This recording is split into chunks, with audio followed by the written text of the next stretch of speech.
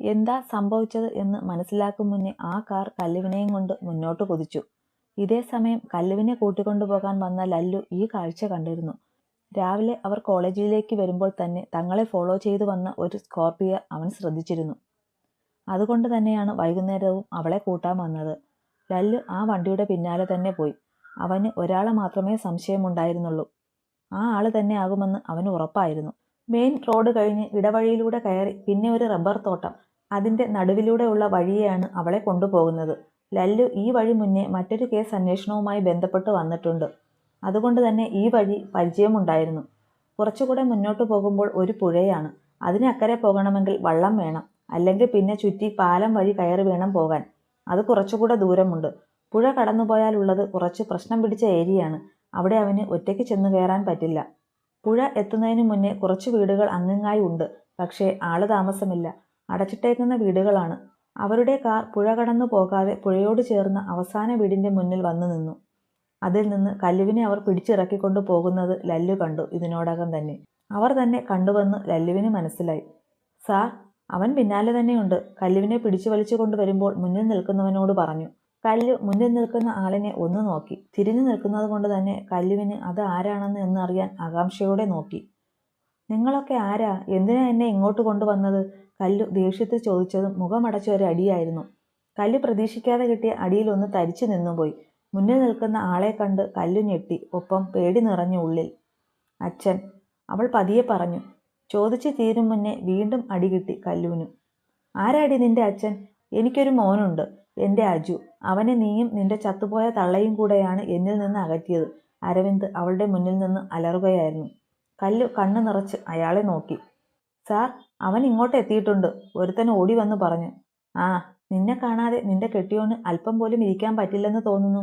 അവനുള്ളത് ഇപ്പോൾ തന്നെ കൊടുക്കാം. ഇവളെ അവിടെ കൊണ്ട് കെട്ടിയിടടാ, കൂടെ നിൽക്കുന്ന ഗുണ്ടകളോട് പറഞ്ഞു അരവിന്ദ് രാജാവിനെ പോലെ അവിടെയുള്ള മേശമേലെ കാലിന്മേൽ കാലിട്ട് ഇരുന്നു. കുറച്ചു കഴിഞ്ഞ് ലല്ലുവിനെ കയ്യിൽ പിടിച്ചു വലിച്ചു 2-3 പേർ അങ്ങോട്ട് വന്നു. അവനെ അങ്ങനെ കണ്ടപ്പോൾ തന്നെ അരവിന്ദിന് സന്തോഷമായി. അവന്റെ കണ്ണുകൾ തിളങ്ങി. വരണം വരണം ACP സാറേ, എങ്ങനെയുണ്ട് ഈ ഉള്ളവന്റെ താമസ സ്ഥലം? അരവിന്ദനെ കണ്ട് ലല്ലുവിന്റെ മുഖത്ത് വലിയ ഞെട്ടലൊന്നുമില്ലായിരുന്നു. ആ, അരവിന്ദൻ സാർ കുറച്ചു ദിവസം മുന്നേ ഇറങ്ങിയെന്ന് അറിഞ്ഞപ്പോൾ തന്നെ ഞാൻ ഇങ്ങനെയൊരു കൂടിക്കാഴ്ച പ്രതീക്ഷിച്ചു. പക്ഷേ അതൊരിക്കലും ഇങ്ങനെ ആണും പെണ്ണും കെട്ട പരിപാടി കാട്ടിയാകുമെന്ന് കരുതിയില്ല. ലല്ലു പുച്ഛത്തോടെ പറഞ്ഞു. അവനെ പിടിച്ചിരുന്നവന്മാരുടെ കൈ കുടഞ്ഞെറിഞ്ഞു. ഓ, അപ്പോൾ എല്ലാം അറിഞ്ഞു അല്ലേ? എന്നാ നീ അറിയാത്ത ചിലതൊക്കെ ഞാൻ പറഞ്ഞു തരാം. നിന്റെ മറ്റവളും അവളുടെ തള്ളയും കാരണം എൻ്റെ മോൻ എന്നിൽ നിന്ന് അകന്നു. ഒറ്റ മോൻ്റെ കല്യാണത്തിന് പോലും ഒരു നോക്ക് പങ്കെടുക്കാൻ കഴിയാത്ത ഒരച്ഛനാണ് ഞാൻ. അങ്ങനെയുള്ളപ്പോൾ എനിക്ക് എൻ്റെ മോനെ എന്നിൽ നിന്ന് അകറ്റിയവരോട് സ്നേഹം കൂടോ? ആദ്യം ഇവളെ കൊല്ലാനായിരുന്നു എൻ്റെ പ്ലാൻ. അതിനുവേണ്ടി തന്നെയാണ് എൻ്റെ സമ്പാദ്യം മൊത്തം കൊടുത്ത് ഞാൻ ജയിലിൽ നിന്ന് ഇറങ്ങിയത്. പക്ഷേ അതിനിടയിൽ ഈ പൊട്ടന്മാർക്ക് ഒരു കയ്യബദ്ധം. അതിലവൾ എൻ്റെ 2ാം ഭാര്യ ജാനകി. അവളങ്ങ് തീർന്നു. ലല്ലു ഞെട്ടലോടെ അയാളെ നോക്കി. അവൻ ദേഷ്യത്തിൽ വന്ന് അയാളുടെ ഷർട്ടിന് കുത്തിപ്പിടിച്ച് താഴെ ഇറക്കി കവളിനിട്ട് ഒന്ന് പൊട്ടിച്ചു. ആ പാവത്തിനെ കൊന്നതും പോരാ, എന്നിട്ട് നിന്ന് പ്രസംഗിക്കുന്നോടാ. തൻ്റെ മോനെ അമ്മയുടെ സ്നേഹം കൊടുത്ത് വളർത്തി ഇതുവരെ എത്തിച്ച സ്ത്രീയല്ലേടോ അത്? ലല്ലു അലറിക്കൊണ്ട് അവനെ പിടിച്ച് ടേബിളിലേക്ക് തള്ളി. അയ്യോ, അവളെ പറഞ്ഞപ്പോൾ പൊള്ളുന്നല്ലോ. എന്താ, അവൾ അമ്മയുടെ സ്നേഹം മാത്രമല്ലാതെ വല്ലതും തന്നോ മരുമോന് രാത്രികളിൽ? അരവിന്ദ് വഷളൻ ചിരിയോടെ ചോദിച്ചതും ലല്ലു അവനെ ഒരു ചവിട്ടായിരുന്നു. അതോടെ ടേബിളിൻ്റെ പുറകിൽ ചെന്ന് വീണു. ലല്ലു ദേഷ്യത്തിൽ ചെന്ന് അവനെ തൂക്കിയെടുത്തു. നിന്നെപ്പോലെ ഒരുത്തനെ ഇത്രയും നാൾ സേവിച്ച ആ സ്ത്രീയെക്കുറിച്ച് പറയാൻ എന്താടാ തനിക്ക് യോഗ്യത? ലല്ലു അവൻ്റെ മുഖത്ത് വീണ്ടും വീണ്ടും ആഞ്ഞടിച്ചതും ഗുണ്ടകൾ വന്ന് പിടിച്ചു മാറ്റി ലല്ലുവിനെ. ലല്ലു അവരുടെ കയ്യിൽ കിടന്ന് കുതറി.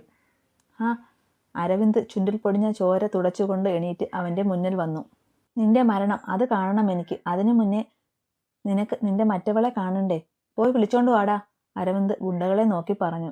ലല്ലു അവൻ്റെ ലക്ഷ്യം പൂർത്തിയായതുപോലെ പുഞ്ചിരിച്ചു.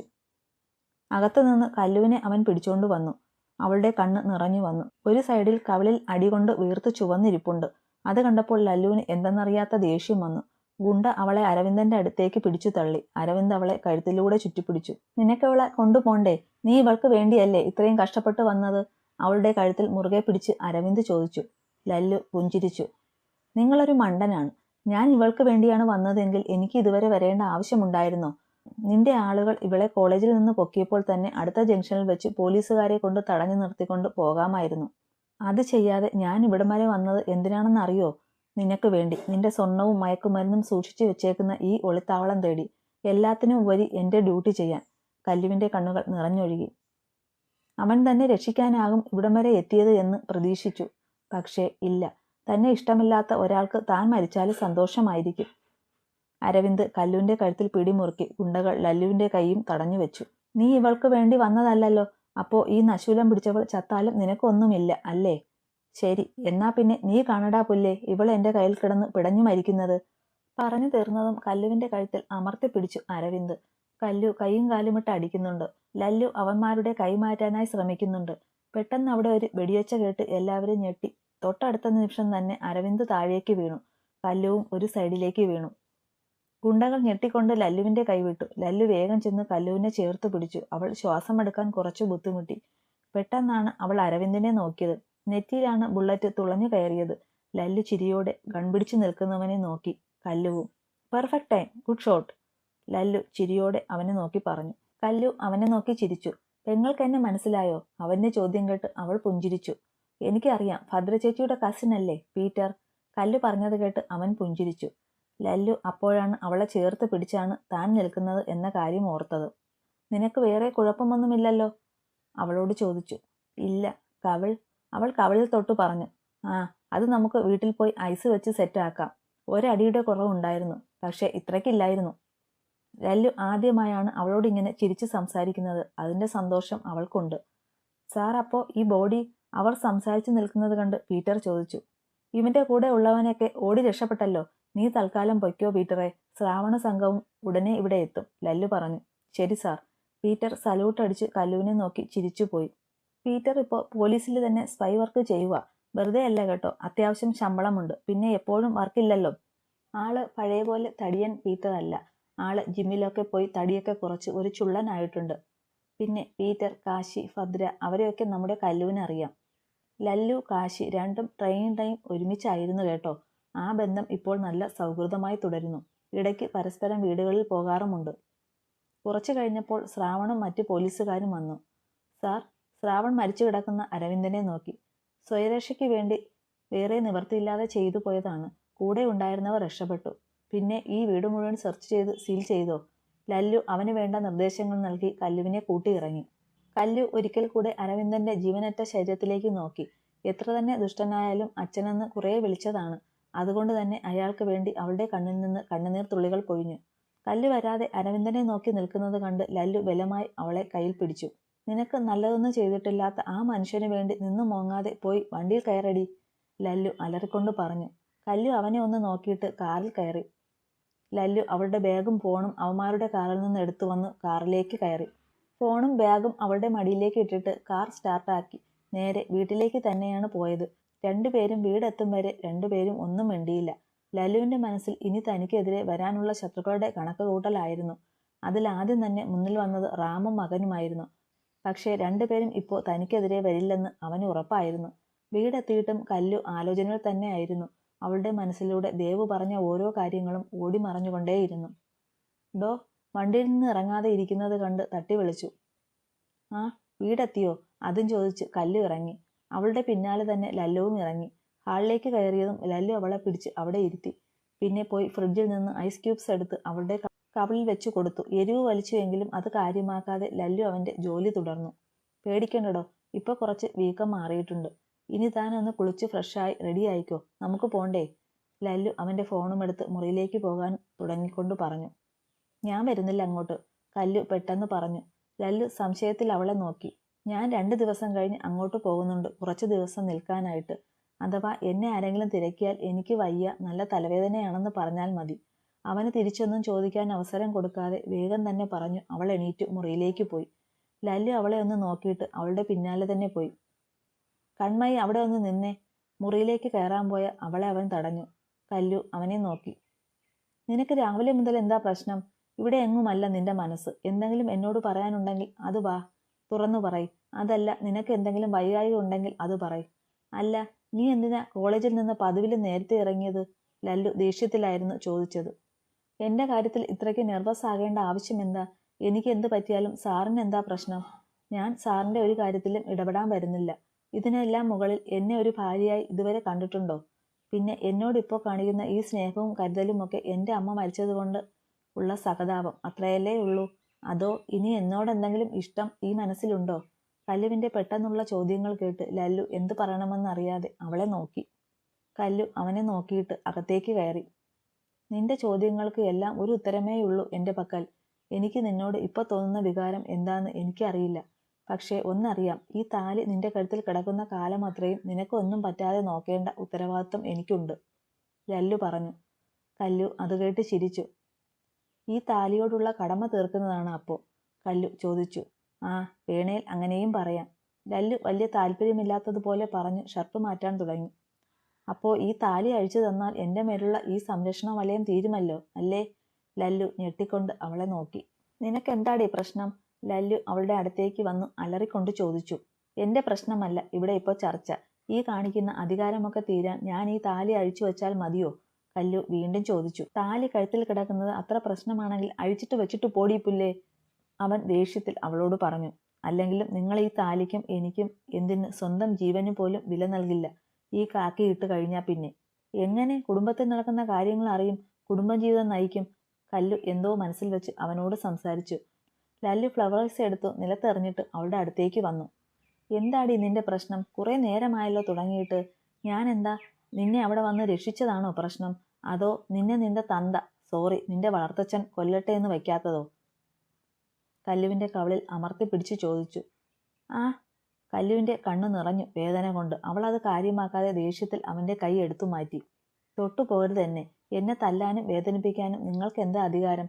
പിന്നെ രക്ഷിക്കാൻ വന്ന കഥ അവിടെ പറഞ്ഞല്ലോ. നിങ്ങളുടെ ഡ്യൂട്ടി നടത്താനും പിന്നെ കിട്ടാനിരിക്കുന്ന സ്ഥാനമാനങ്ങൾ ഒക്കെ നോക്കിയാകും, കല്ലു പുച്ഛത്തിൽ പറഞ്ഞു നിർത്തി. അല്ല, ഡ്യൂട്ടി എന്ന് പറഞ്ഞ് നടക്കുന്നല്ലോ. സ്വന്തം ഭാര്യ മരിച്ചു വർഷം കുറച്ചായല്ലോ. ആ കേസ് തെളിയിച്ചോ? അല്ലെങ്കിൽ സ്വന്തം ഭാര്യ എന്തിനാ മരിച്ചത് എന്നെങ്കിലും ശരിക്കും അന്വേഷിച്ചോ? അതെങ്ങനെ കല്ലു പറഞ്ഞു പൂർത്തിയാക്കും മുമ്പേ അവൻ്റെ കൈ അവളുടെ കവലിൽ പതിഞ്ഞു. ഇനി ഒരക്ഷരം പറഞ്ഞ നിന്റെ ഈ നാവ് ഞാൻ പിഴുതെടുക്കും. നീ ആരാടി എന്നോട് ഇത്രയൊക്കെ സംസാരിക്കാൻ? ലല്ലു ദേഷ്യം കൊണ്ട് വിറയ്ക്കുകയായിരുന്നു. കല്ലുവിനും നല്ലതുപോലെ ദേഷ്യം വരുന്നുണ്ടായിരുന്നു. അവൾ ഒഴുകിയിറങ്ങിയ കണ്ണുനീർ തുള്ളികളെ തുടച്ചു നീക്കി വാശിയോടെ അവനോട് സംസാരിക്കാൻ തുടങ്ങി. ഞാൻ ആരാണ് എന്ന് നിങ്ങൾക്കറിയില്ലേ? അനിയത്തിയുടെ ആഗ്രഹം നടക്കാൻ നിങ്ങൾ വാങ്ങിയ പാവയാണ് ഞാൻ. അതുകൊണ്ടാണല്ലോ ഒന്ന് അങ്ങോട്ട് കൊടുത്ത് ഒന്ന് ഇങ്ങോട്ട് വാങ്ങിയത്. കല്ലു പറഞ്ഞത് കേട്ടപ്പോൾ ലല്ലുവിൻ്റെ ദേഷ്യം എവിടെയോ പോയി. എന്തേ, ത്രിലോക് സാറിന് പറയാൻ മറുപടിയില്ലേ?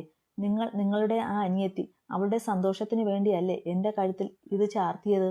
നിങ്ങൾക്കെന്നെ ഇഷ്ടമല്ലാന്ന് പറഞ്ഞു പോയതിൽ പിന്നെ ഞാൻ നിങ്ങളുടെ പുറകെ വന്നോ? എന്തിനാടോ താൻ ഇത്രയ്ക്ക് സ്വാർത്ഥത കാണിച്ചത്? എൻ്റെ ആദി, അവളുടെ കണ്ണുനീർ വീണിട്ടുണ്ട് ഒരുപാട്. എൻ്റെ ജീവിതം സന്തോഷത്തോടെ ഇരിക്കാൻ, നിങ്ങളുടെ പെങ്ങൾ ചാകാതിരിക്കാനാണ് എൻ്റെ ഏട്ടനും ആദിയും കൂടെ അവരുടെ പ്രണയം വേണ്ടെന്ന് വെച്ചത്. എന്നിട്ടും എനിക്ക് സന്തോഷം നിറഞ്ഞ ജീവിതം കിട്ടിയോ? ഇല്ല. താൻ തൻ്റെ അനിയത്തിക്ക് സന്തോഷം ഉണ്ടാകാനല്ലേ എന്നെ ഇങ്ങോട്ട് കെട്ടിക്കൊണ്ടു വന്നത്? ഈ മരണക്കയറിട്ടു. അപ്പോൾ എൻ്റെ ഏട്ടനും കാണില്ലയുടെ ആഗ്രഹം ഞാൻ സന്തോഷത്തോടെ ഇരിക്കണമെന്ന്. എന്നിട്ട് താൻ എനിക്ക് സന്തോഷം തന്നോ? ഇല്ല. ഞാനൊന്നു പറയാം, താനും തൻ്റെ പെങ്ങളും കാണിച്ച നെറികേടിനു പഴി എനിക്കാണ്. ഒപ്പം എൻ്റെ ആദി ചങ്ക് പൊട്ട് കരഞ്ഞിട്ടുണ്ടാകും എൻ്റെ ഏട്ടനും. അവരുടെ കണ്ണുനീർ ഒരു ശാപമായി ദുരന്തമായി നിങ്ങളുടെ പെങ്ങളുടെ തലയിൽ വീഴാതിരിക്കട്ടെ. കല്ലു അവന് ഒരു വാക്ക് മിണ്ടാൻ അവസരം നൽകാതെ അവളുടെ ഉള്ളിലുള്ളത് മുഴുവൻ പറഞ്ഞു തീർത്തു ദേഷ്യത്തിൽ ഫോണുമെടുത്ത് പുറത്തേക്കിറങ്ങി. ലല്ലു സ്വയം ആലോചിച്ചു, താനൊരു സ്വാർത്ഥനായി അനിയത്തിക്ക് വേണ്ടി. പക്ഷേ ഇവൾ തന്നെ ഇഷ്ടപ്പെട്ടു, ശരി. അതിനുവേണ്ടി സ്വയം ജീവനെടുക്കാൻ ശ്രമിച്ചുവെന്ന് അല്ലാതെ ആരെയും ശല്യം ചെയ്തില്ല. ആരുടെയും ജീവിതം തട്ടിത്തെറിപ്പിച്ചിട്ടുമില്ല, ഒന്നും തട്ടിപ്പറിച്ചിട്ടുമില്ല. താൻ ചെയ്തു കൂട്ടിയതൊക്കെ ഒരിക്കലും പൊറുക്കാൻ പറ്റാത്ത തെറ്റല്ലേ? അനിയത്തിയുടെ ജീവിതം നേരെയാകാൻ ആരുടെയൊക്കെയോ ജീവിതം നശിപ്പിച്ചു, ആരുടെയൊക്കെയോ കണ്ണുനീർ വീഴ്ത്തി. പാടില്ലായിരുന്നു, ഒരിക്കലും താൻ ഇങ്ങനെ ഒന്നും ചെയ്യാൻ പാടില്ലായിരുന്നു. തൻ്റെ അനിയത്തിയുടെ പ്രായമുള്ള കുട്ടിയല്ലേ അവളും. അവൾക്കും ആഗ്രഹങ്ങൾ സ്വപ്നങ്ങളൊക്കെ ഉണ്ടാകില്ലേ?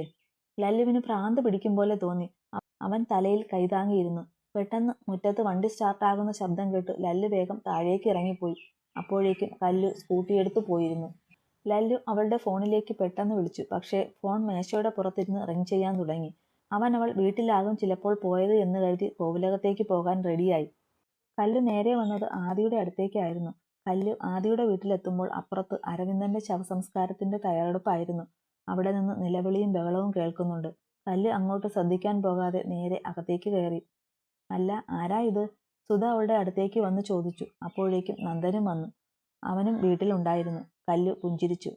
എന്തു പറ്റി കുഞ്ഞേ, മുഖമൊക്കെ വല്ലാണ്ട്? നിന്നെ ആരെങ്കിലും തല്ലിയോ? അവളുടെ കവിളിൽ തലോടി സുധ ചോദിച്ചു. ഇല്ല സുധാമേ, എനിക്ക് പ്രശ്നമൊന്നുമില്ല. ഞാൻ പിന്നെ അച്ഛൻ കല്ലു പെട്ടെന്ന് വായിൽ വന്ന ഒരു നുണ പറഞ്ഞു. അച്ഛനോ? അങ്ങേര് നിന്നെ സ്നേഹത്തോടൊന്ന് നോക്കിയിട്ടെങ്കിലും ഉണ്ടോ കല്ലു? അങ്ങേർക്ക് വേണ്ടി കരഞ്ഞ ചിലപ്പോൾ ജാനകി ആന്റിയുടെ ആത്മാവ് പോലും പൊറുക്കില്ല നിന്നോട്, നന്ദൻ ദേഷ്യത്തിൽ പറഞ്ഞു. കല്ലു അവനെ നോക്കി. സുധാമേ, ആദി എവിടെ? കല്ലു അകത്തേക്ക് നോക്കി ചോദിച്ചു. അവൾ കിടക്കുന്നു, ഭയങ്കര തലവേദനയാണെന്ന് വന്നപ്പോൾ പറഞ്ഞു. ആണോ? എന്നാ ഞാൻ അവളെ പോയി ഒന്ന് കാണട്ടെ, കല്ലു ചോദിച്ചു. അപ്പോ രണ്ടും കൂടെ കോളേജിൽ വെച്ച് പിണങ്ങി, അതാണ് ഇത്ര തലവേദന അവൾക്ക്. പൊയ്ക്കോ പൊയ്ക്കോ, സുധാമ ചിരിയോടെ പറഞ്ഞു അടുക്കളയിലേക്ക് പോയി. നന്ദൻ അവന്റെ മുറിയിലേക്ക് പോയി. കല്ലു മുറിയിലെത്തുമ്പോൾ ആദി കണ്ണുകൾ അടച്ച് ബെഡിൽ കിടപ്പുണ്ട്. കല്ലു ശബ്ദമുണ്ടാക്കാതെ ഡോർ അടച്ചു കുറ്റിയിട്ടു. ആദിയുടെ കാലിൽ പിടിച്ചു കല്ലു കരയാൻ തുടങ്ങി. പെട്ടെന്ന് തന്റെ കാലിൽ ആരോ പിടിച്ചത് കണ്ടു ആദി ഞെട്ടി എണീറ്റു. കല്ലു, കല്ലു, അവളെ പിടിച്ചെണീപ്പിച്ചു. കല്ലു അവളെ കെട്ടിപ്പിടിച്ച് പൊട്ടിക്കരയാൻ തുടങ്ങി. ആദിയുടെ കണ്ണ് നിറഞ്ഞു. ആദി കല്ലുവിനെ ചേർത്ത് പിടിച്ചു. എന്നോട് ക്ഷമിക്കടി, എനിക്കൊന്നും അറിയില്ലായിരുന്നു. ആരും എന്നോടൊന്നും പറഞ്ഞില്ല. എന്നെ ഒരു പൊട്ടിയാക്കിയടി. ആദിയെ നോക്കി തൊഴുതു പറയുന്ന കല്ലുവിനെ കണ്ട് ആദിയുടെ നെഞ്ചു നീറി.